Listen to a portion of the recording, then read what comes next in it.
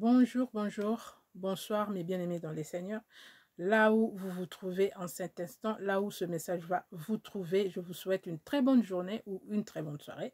Chez nous, nous sommes encore dans la journée. Je bénis le Seigneur pour ce moment, pour ce partage d'aujourd'hui. J'amène le message que j'ai dû à partager la semaine passée, je pense, ou 2 semaines passées. Et les enfants de Dieu, mes bien-aimés dans les Seigneurs, m'ont demandé de transmettre le même message en français, afin de les bénir aussi, parce que oui, le message s'est adressé à tout le monde, à tout le peuple de Dieu. Donc, comme d'habitude, le Seigneur nous a fait grâce aujourd'hui, c'est pourquoi j'amène ce message en français.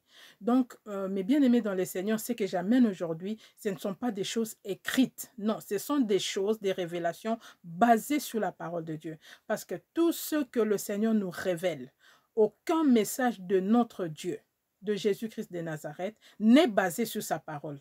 Tout est basé sur la parole de Dieu. Toutes les révélations, tous les songes, tous les messages que le Seigneur nous donne à nous, ses enfants, sont basés sur la parole du Seigneur, donc dans la Sainte Bible. Donc voilà mes frères et sœurs, le message que j'amène aujourd'hui, le message que j'ai partagé la semaine dernièrement, c'était sur le mariage de nuit et les maris et femmes de nuit. Donc c'était la différence entre mariage de nuit et femme de nuit, mari de nuit. Donc c'est une confusion totale. Les enfants de Dieu m'ont posé beaucoup de questions sur ce sujet. Moi-même, j'étais dans la confusion parce que je ne comprenais pas très bien la différence entre mariage de nuit et, pour vous dire, mes frères et sœurs, je ne connaissais même pas que ça existait.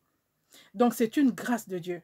C'est la grâce que le Seigneur nous a faite, nous les petits, de connaître ces choses.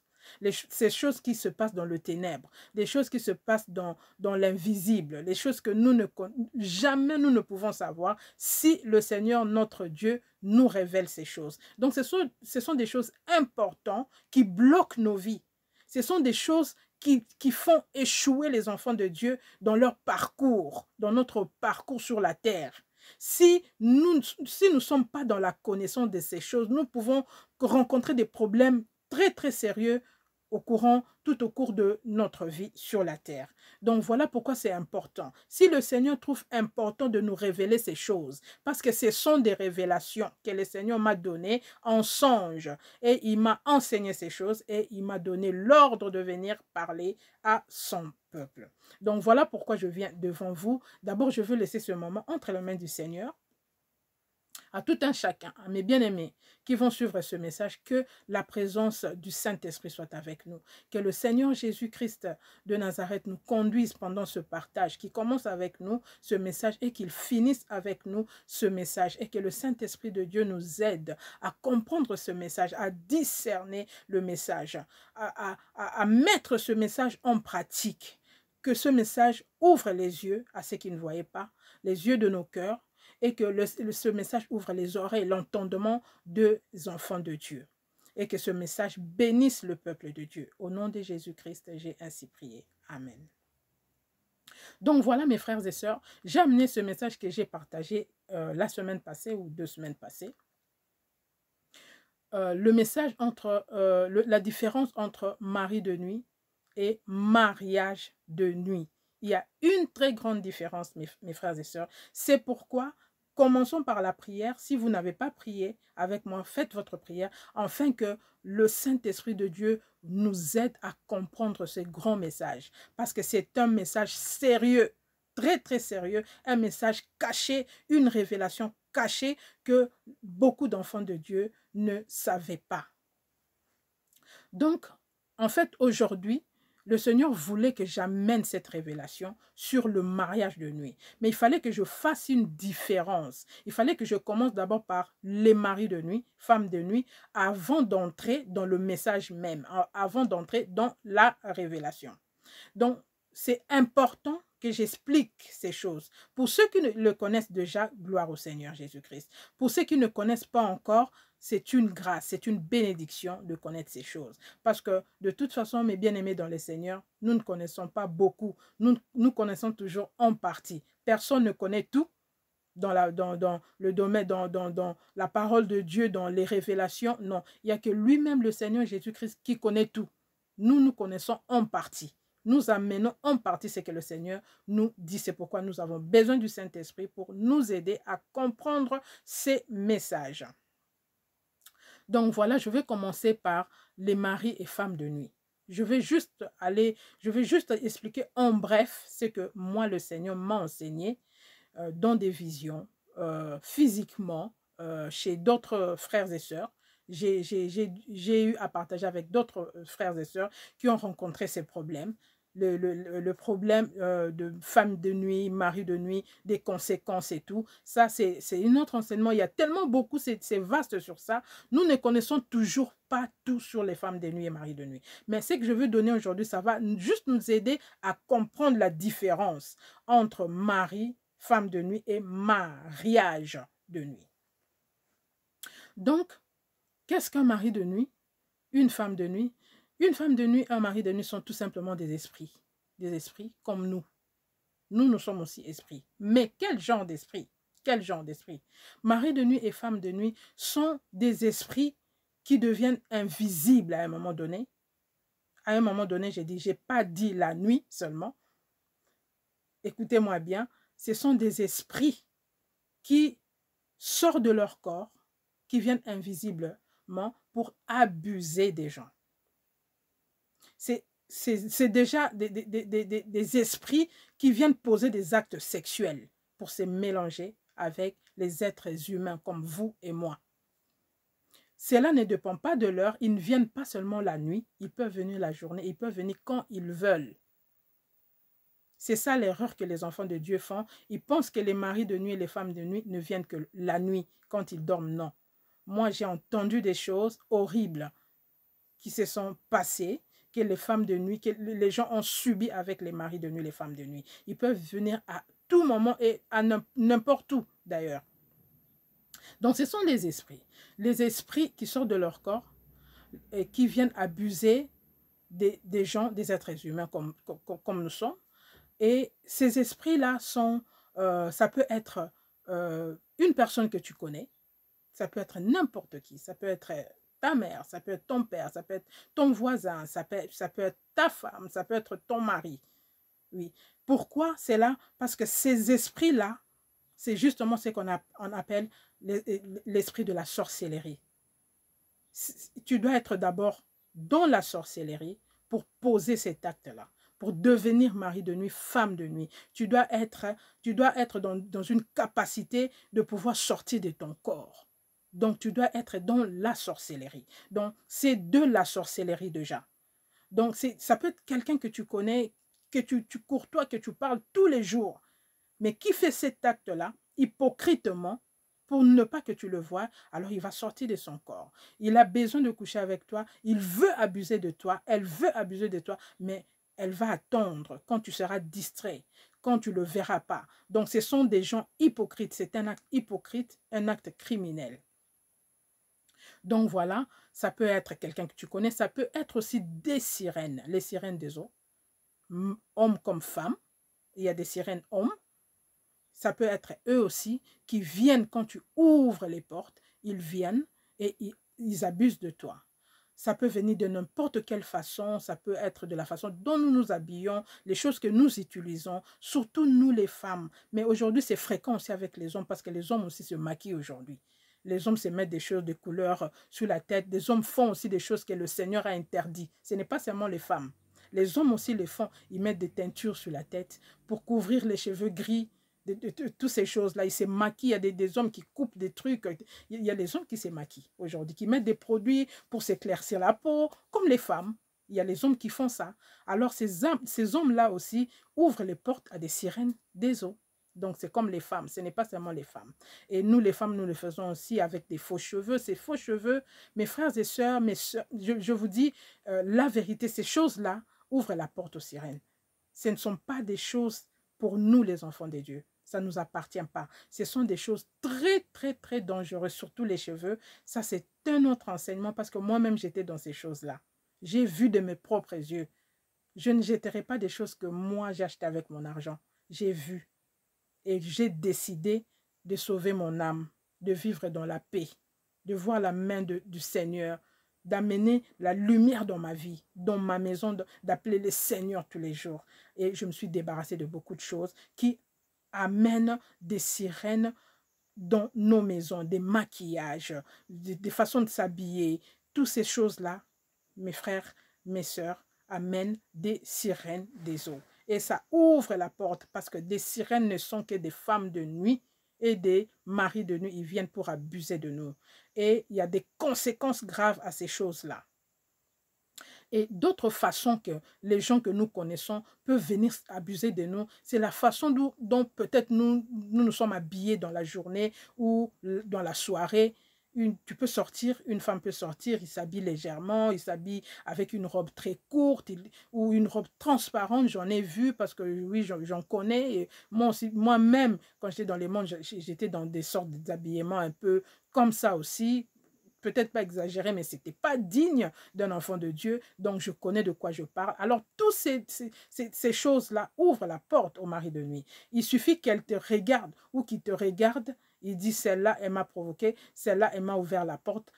Automatiquement, elle te suit et le soir, il va abuser de toi. Et cet abus-là, mes frères et sœurs, ce n'est pas dans tes pensées. Tu vas croire que tu rêves, que tu fais un songe. Mais pourtant, c'est vrai. Ce sont des actes vrais qui se passent dans ta vie en ce moment-là. Moi, j'ai entendu des choses, j'ai partagé avec des frères et sœurs. Ça fait des dégâts graves. Il y a une sœur qui témoigne qui a trouvé ses vêtements par terre, complètement par terre le matin. Elle dort habillée, mais chaque matin, elle trouvait ses vêtements par terre et elle était carrément abusée. Elle venait de coucher avec un homme qu'elle n'a pas vu. Et il y a une autre sœur qui va témoigner qu'elle s'est fait tabasser par un mari de nuit. Comme ça.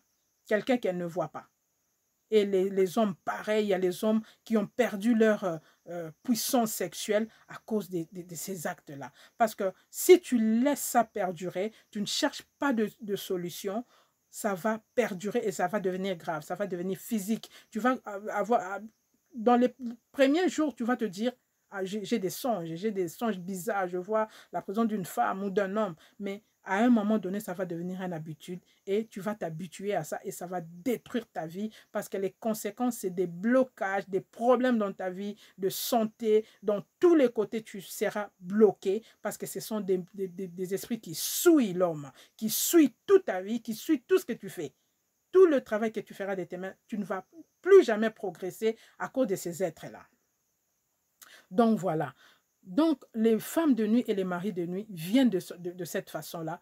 Et ce sont des êtres, quand nous commençons à prier, nous commençons à marcher dans la sanctification. Comme le Hébreu 12 nous dit, Hébreu 12, 14 nous dit, sans la sanctification, nul ne verra Dieu. Donc, quand tu marches dans la sanctification, ces esprits-là n'auront plus de place. Quand tu commences à prier, tu te repens de tes mauvaises voies. Tu appelles Dieu, tu confesses tes péchés, tu acceptes ton Seigneur Jésus-Christ comme Seigneur et Sauveur. Tu commences à marcher dans la sanctification. Ces esprits-là n'auront plus de place. Si tu commences à mener une vie de sainteté, ils vont fuir. Ils vont te laisser. Ils vont partir. Tu vas remarquer que tu n'as plus ces songes-là, le Seigneur est avec toi et tout, c'est la sanctification. Ces esprits-là partent de cette façon-là. Tu te dépouilles. Quand tu te dépouilles de tout ce qui leur appartient, ces esprits-là vont partir. Maintenant, nous entrons dans notre révélation, dans le mariage de nous, pour que vous voyez la différence. Le mari de nuit, les femmes de nuit, quand tu marches dans la sanctification, tu pries, tu confesses, tu te repens et tout, tu deviens une personne sanctifiée devant Dieu et tout, il fuit. Mais le mariage de nuit, c'est quoi? Le mariage de nuit, c'est une chose qui se passe, comme on va dire, officiellement dans le ténèbre, dans le monde des sorciers, dans le monde invisible. C'est une, comment je peux dire, c'est un acte qu'ils font là-bas, comme l'acte que nous posons sur la terre, quand nous nous marions physiquement. Vous savez, toutes les formalités que nous faisons quand nous nous marions physiquement. Maintenant, ce sont des formalités qui se font aussi quand ils marient, quand ils font l'acte-là de marier les gens invisiblement, le mariage de nuit. C'est la même chose. Donc, quand nous nous marions, mes frères et sœurs, physiquement, qu'est-ce qui se passe? Nous signons des papiers, nous appelons les témoins, nous allons à la commune, nous appelons les témoins qui sont là, qui vont signer les papiers de ce mariage-là et qui vont mettre le sceau et mes frères et sœurs, nous avons bien entendu, quand les prêtres, soi-disant, disent que personne, eux ils disent ça, mais la parole de Dieu aussi nous dit ça, que personne ne sépare ce que Dieu a uni. Parce que quand nous faisons cet acte-là physiquement, nous associons aussi Dieu, parce que notre Dieu respecte aussi la coutume. Donc c'est une cérémonie que personne ne peut casser physiquement. Mes frères et sœurs, pendant que nous savions, nous, moi et vous, que nous sommes d'abord du spirituel. Avant notre vie physique, nous avons d'abord une vie spirituelle. Tout commence par le spirituel. Tout commence dans l'invisible que nous parlons. Donc nous sommes d'abord esprit. Tout commence dans le spirituel. Si physiquement, nous avons du mal à séparer ce que le Seigneur et la famille et la commune a uni, à plus forte raison, qui va venir séparer ce que l'invisible et les sorciers ont uni. J'essaie de vous dire par là que, mes frères et sœurs, ce mariage-là, cette cérémonie-là, le Seigneur m'a révélé comment ça se fait. Et le Seigneur m'a montré clairement que ce mariage-là, personne ne peut séparer ça. Aucun sorcier, aucun marabout, aucun féticheur, personne ne peut séparer ces mariages-là. Quand ce mariage se fait dans le spirituel, un mariage spirituel, personne ne peut le séparer, à part le Seigneur lui-même. Il n'y a que le Seigneur lui-même. Pourquoi? Parce que le marié ou la mariée a le droit de dire c'est un mariage officiel. Il y a eu des choses qui se sont passées dans leur monde. Donc, il est dans ses droits. Le Seigneur m'a montré une personne dit qu'il est dans ses droits d'épouser cette personne-là. Parce que ça s'est fait dans le spirituel et tout était fait conformément à leur loi de la sorcellerie, dans leur coutume. Ça s'est vraiment passé comme il se devait. Donc, personne n'avait le droit de venir séparer ce mariage-là. Et pour eux, ils étaient dans leur droit de faire cela parce qu'il y a eu des sacrifices, beaucoup de sacrifices qui se font en ce moment-là. Je vais en venir. Donc, le Seigneur m'emmène. Maintenant, je rentre dans notre révélation. Le Seigneur m'emmène et me montre. Il me montre un endroit, un village. C'était un village. Ça se voyait vraiment que c'était un village. Et là, ils étaient en train de faire une cérémonie. Il y avait une famille. Alors, le Seigneur me dit, tu vois cette famille? Tu vois ces gens-là qui sont assis? C'est une famille. Et c'est une même famille. Ils sont tous le membre d'une seule famille, mais il y a aussi des gens qui sont des responsables du village, leurs gens qui sont là, qu'ils ont appelés parce qu'ils sont en train de célébrer un mariage. Et le Seigneur me montre la personne qui était en train de se marier. La personne qui était en train de se marier, c'était un homme. Et un homme, oui, un homme qui était en train de se marier, de marier une fille, d'épouser une fille. Alors le Seigneur me montre que c'est lui le marié et voici la mariée. La fille était aussi là. Et le Seigneur me dit, l'homme et la femme, en regardant, on voyait un peu un contraste d'âge. Et le Seigneur me dit, ils sont en train de se marier, mais oui, j'étais étonnée parce que le Seigneur me dit que ils étaient tous le membre d'une même famille. Alors, le Seigneur me dit, oui, ils se marient en famille parce que justement, ils se marient entre eux. Ils se marient entre eux. C'est un mariage de famille qui se passe dans la même famille. Donc, l'homme qui était en train d'épouser la femme était l'oncle de la femme. Et la femme était la nièce de l'homme. Et l'homme était le frère de la mère de la femme. Vous avez bien compris, mes frères. L'homme était l'oncle de la femme était la nièce de l'homme. Et l'homme, donc la femme va appeler l'homme oncle parce que c'était le frère de sa mère.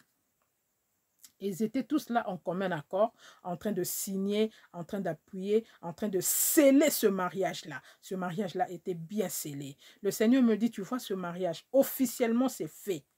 Dans leur village, dans leur monde, c'est fait. Et personne ne peut séparer ce mariage, si ce n'est moi, le Seigneur.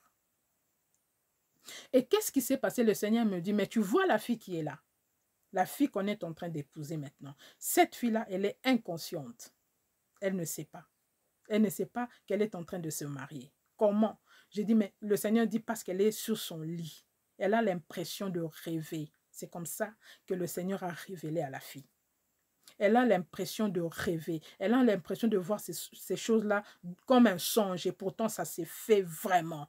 C'est pourquoi, mes frères et sœurs, faisons attention à ce que le Seigneur nous montre. C'est notre vie qui en dépend. Faisons très attention aux révélations. C'est pourquoi le Seigneur nous a dit, un peuple sans révélation est un peuple sans frein. Un peuple sans révélation est un peuple qui va se taper contre le mur. C'est dangereux de vivre sans révélation. Donc, cette fille-là était inconsciente. C'était contre son gré de se marier de cette façon-là, dans la sorcellerie, avec son oncle. Et qu'est-ce qui s'est passé? Cette fille-là, au fur et à mesure qu'elle grandissait, elle a commencé à avoir des problèmes dans sa vie. Elle ne s'est mariée pas. Quand elle s'est mariée, après quelques temps, ça a cassé. Et dans tous les domaines de sa vie, elle était bloquée. Elle avait tellement beaucoup de problèmes dans sa vie que cette fille-là a décidé d'aller prier. Cette fille-là a décidé de chercher le Seigneur comme elle n'a jamais fait dans sa vie. Et cette fille-là, elle a eu des réponses. Et c'est pourquoi le Seigneur nous a révélé ces choses. C'est un témoignage qui va aider beaucoup de gens, beaucoup des enfants de Dieu. C'est vraiment, c'est quelque chose qui nous indique, parce qu'il y a beaucoup de signes qui accompagnent ce mariage. Nous allons le comprendre tout à l'heure. Il faut vraiment être réveillé. Enfant de Dieu, il faut être attentif à ce que le Seigneur nous dit. Ne loupons rien dans ces messages. Ça peut nous aider. Ou ça peut aider un membre de notre famille. Donc voilà. Le Seigneur me dit, alors tout ce qui se passe dans ce monde, comme cérémonie, sont des mariages bizarres, comme tu vois. Des mariages de choses contre nature qui se passent ici. Ce sont les membres d'une seule famille, l'oncle et sa nièce, et il y a plusieurs mariages qui se passent ici de cette façon-là. Alors le Seigneur me cite. Le Seigneur me cite quelques genres de mariages qui se passent là-bas. Et ce sont des mariages que nous voyons ici. Alors le Seigneur me dit, ce sont des signes indicateurs qui vont vous montrer que ces choses-là sortent de la sorcellerie, que ces choses-là sont anormales. Il ne faut pas que mes enfants s'habituent à ces choses. Il ne faut pas que mes enfants trouvent ces choses-là normales. Ce sont des choses anormales. Ce sont des choses que je n'aime pas, que moi, votre Dieu, j'ai interdit. Et c'est ce qui se passe ici. Tous ces mariages-là, toutes ces pratiques-là sortent d'ici, du ténèbre. Alors le Seigneur me cite. Le Seigneur me dit, ce mariage est un mariage qu'on appelle inceste. Ils sont en train de faire l'inceste. Comme aussi un père, dans leur pratique de la sorcellerie, un père peut épouser sa propre fille. Une mère peut épouser son propre fils. Et une mère peut coucher avec son fils. Une sœur peut coucher avec son frère, c'est de l'inceste. Donc, les actes que nous voyons ici d'inceste, c'est tout simplement de la sorcellerie. Si vous voyez quelqu'un faire des choses comme ça, c'est un sorcier. C'est un initié. Il est initié à la sorcellerie, tout simplement. Et le fils ou le fils aura des problèmes dans sa vie. Il ne va pas progresser. Il aura des problèmes sérieux. Il ne peut pas se marier. Parce que quand tu es marié la nuit, je ne parle pas de la visitation de femmes de nuit et de maris de nuit. Nous parlons du mariage. Quand tu es marié, ça veut dire que ton identité, spirituellement, tu es marié. Spirituellement. Quand tu iras quelque part, un vrai serviteur de Dieu qui va prier pour toi, il va te dire, je te vois marié. Mais toi, tu viens me dire que tu as un problème, tu veux te marier. Tu viens me dire que tu cherches une femme. Tu viens me dire que tu cherches un homme. Mais moi, je vois spirituellement que tu es marié. Je vois ton identité, tu es marié. Comment cela se fait? C'est parce que tu es marié spirituellement sans le savoir, tout simplement. Donc voilà, le Seigneur me dit l'inceste. Notez mes frères et sœurs. Cousin, cousine, entre papa, sa fille, mère, son fils, des trucs comme ça, c'est de l'inceste. Et le Seigneur me dit, le mariage homosexuel. Le mariage homosexuel, femme entre femmes, homme entre hommes, le Seigneur nous dit que c'est de l'abomination. Ce sont des mariages qui se font là-bas. Il y a même des pasteurs que le Seigneur m'a montré il y a quelques temps passés. Le Seigneur m'a montré clairement ces pasteurs-là. Et j'avais parlé de ça, c'est dans des vidéos que j'ai partagées. Je les ai vus. Le Seigneur m'a ouvert les yeux pour voir. Ils se sont mariés là-bas. 2 pasteurs. Les pasteurs que nous suivons sans demander notre Dieu, sans demander au Saint-Esprit de nous guider, de nous ouvrir les yeux. Nous sommes sous, les gens qui suivent ces gens de pasteurs sont sous leur malédiction. Ce n'est pas seulement la malédiction, aussi aux gens qui les suivent. Donc le Seigneur me dit, ce mariage-là se passe ici. Ce mariage-là donc sort du ténèbre. Et pourtant, moi j'ai interdit dans Lévitique 18, 22, mes frères et sœurs, Lévitique 18, 22, mais lisez tout Lévitique du premier verset à la fin. Ce sont des interdits que le Seigneur nous a interdits. Et ce sont des choses qui se font là-bas. Ils couchent avec des animaux, ils font des mariages avec des animaux, ça couple avec des bêtes. Toutes ces choses-là sortent du ténèbre. Alors le Seigneur me dit, mariage homosexuel. Vous avez noté, mes frères et sœurs. Le Seigneur me dira, mariage pédophile. Des mariages anormaux. Un papa, un vieux, tu vas voir ici sur la terre, il a les envies de coucher avec des petites, des bébés, ou bien de faire mal à un bébé, de pénétrer un bébé, tuer un bébé par un acte sexuel. Et pourtant, il est peut-être marié, ou il y a beaucoup de femmes qui peuvent avoir, mais non, il fait ces actes-là. Pourquoi? C'est parce qu'il est initié. C'est un homme qui est initié. Consciemment ou inconsciemment, c'est de l'acte de la sorcellerie. Les gens qui font ces choses-là, ce sont des choses incitées qui sortent du ténèbre. Tu vas voir un homme ou une femme qui a l'habitude, lui, de coucher qu'avec les enfants de l'âge de ses enfants. Un enfant qui va l'appeler papa ou maman, il a le culot de baisser son pantalon pour coucher avec cette femme, cette fille-là. Peut-être même il a vraiment pris la copine, une amie de sa propre fille et commencé à coucher avec. Et pourtant le Seigneur nous dit, c'est une malédiction qu'un adulte baisse, montre sa nudité à un enfant. Un enfant, ce n'est pas seulement l'enfant que tu as porté dans ton ventre. Non, un enfant, ce n'est pas seulement un enfant d'autrui. C'est un enfant que tu peux engendrer. Un enfant qui a l'âge de tes enfants, c'est ton enfant. Si tu fais ça aux enfants d'autrui, tu peux faire ça aussi à tes enfants. C'est une personne qui est dans la sorcellerie ou peut-être sorcellerie inconsciente, mais c'est de la sorcellerie. Parce que sorcellerie inconsciente, c'est encore pire. C'est très dangereux. Vaut mieux connaître que quelqu'un est sorcier, il sait qu'il est sorcier, que quelqu'un qui ne connaît pas qu'il est sorcier. Il va faire des dégâts graves. Voilà, le Seigneur me montre toutes ces choses. Nous avons noté les gens de mariage que nous voyons ici, qui sortent du ténèbre, et les conséquences. Alors, maintenant, nous allons entrer un peu dans les conséquences, donner quelques conséquences de ce mariage de nuit. Tout comme les maris de nuit le font, tout comme les femmes de nuit le font, sur ce point-là, ils laissent tous une mauvaise sémence. Il y a une sémence, quand un mari de nuit vient s'accoupler avec toi, il laisse une sémence en toi. Et il prend la bonne sémence qui est en toi. Maintenant, quand tu es marié, tu es avec ton mari là de nuit et ta femme de nuit là tous les jours.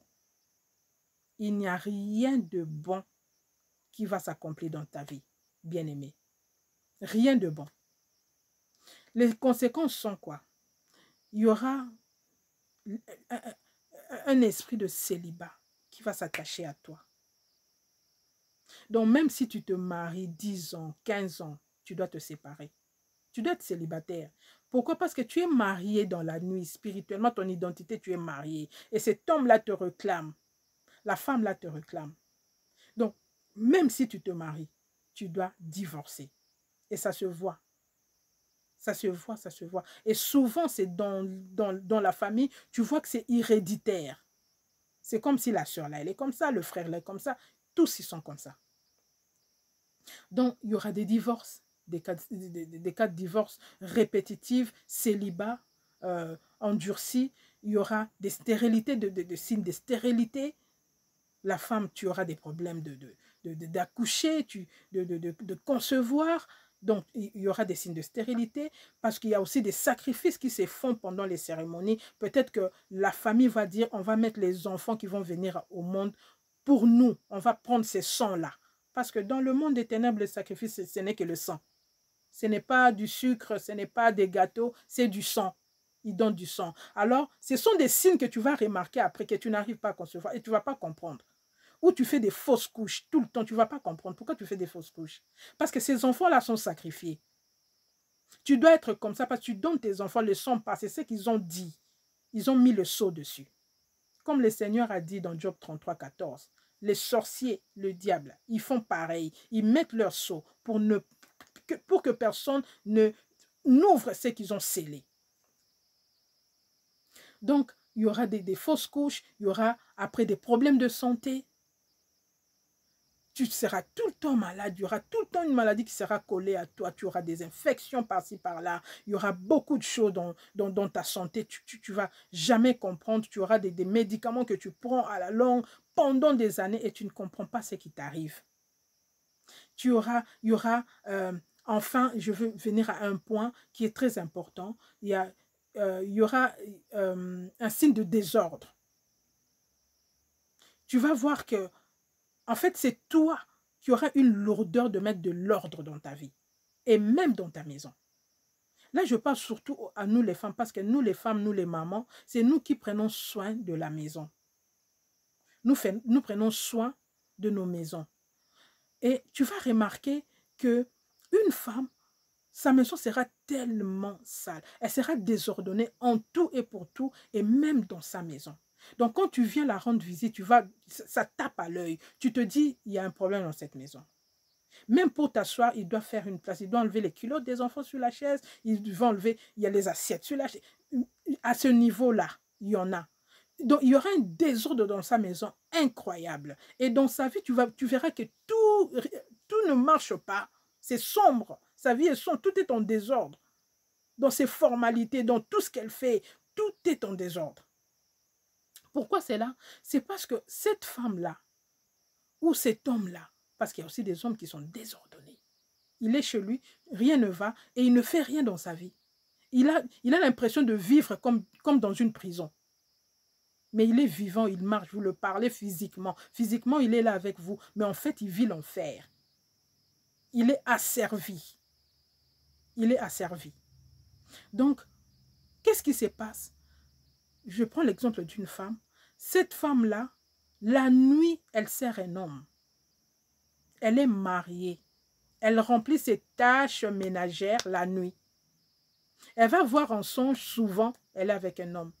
Elle va voir en songe souvent, elle prépare pour un homme, elle est avec un homme qu'elle ne connaît pas, parce qu'ils cachent leur visage. Parce qu'ils savent que ce n'est pas bien. Parce qu'il faut que vous soyez vous deux dans la sorcellerie, pour qu'ils se dévoilent.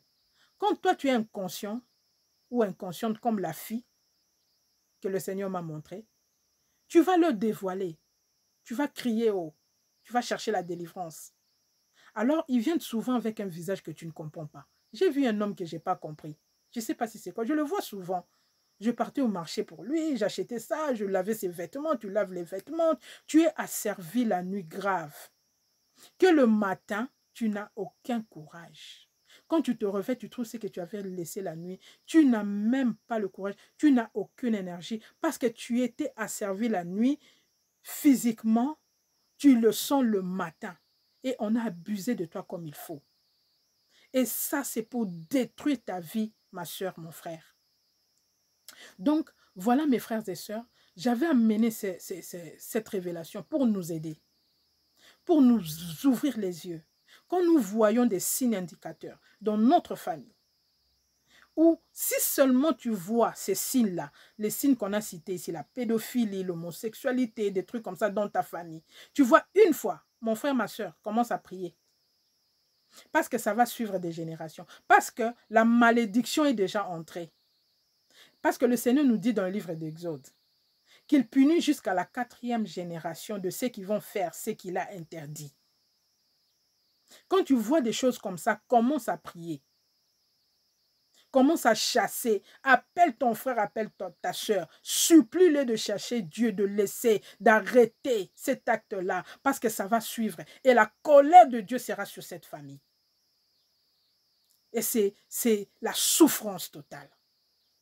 C'est une malédiction qui est ouverte. Voilà, mes frères et sœurs, j'avais amené cette révélation pour nous bénir au nom de Jésus-Christ. Vraiment, j'étais très content de partager ce message avec vous, mes frères et sœurs. Aider une personne qui est dans ses problèmes ou une famille dont vous voyez que rien ne marche. Parce que notre Dieu nous avait dit dans le livre d'Ésaïe, si nous arrive malheur, cela ne vient pas de lui. Notre Dieu est clair. Notre Dieu nous a bénis. Il nous a créés et il nous a bénis. Quand vous voyez des gens dans la souffrance, notre Seigneur a dit évangéliser, aider les autres. Vous, les forts, aidez les faibles. Partagez cette vidéo. Montrez à quelqu'un ce message que voilà des choses que nous vivons. Ce n'est pas normal. Voilà que ce n'est pas normal du tout. Ce n'est pas normal du tout. Donc voilà, mes frères et sœurs, que notre Dieu, notre Seigneur Jésus-Christ nous fasse grâce de se retrouver très bientôt. J'ai été ravie de partager ce message avec vous. Et moi, je vous dis à très bientôt, mes frères et sœurs dans le Seigneur, mes bien-aimés. Au revoir.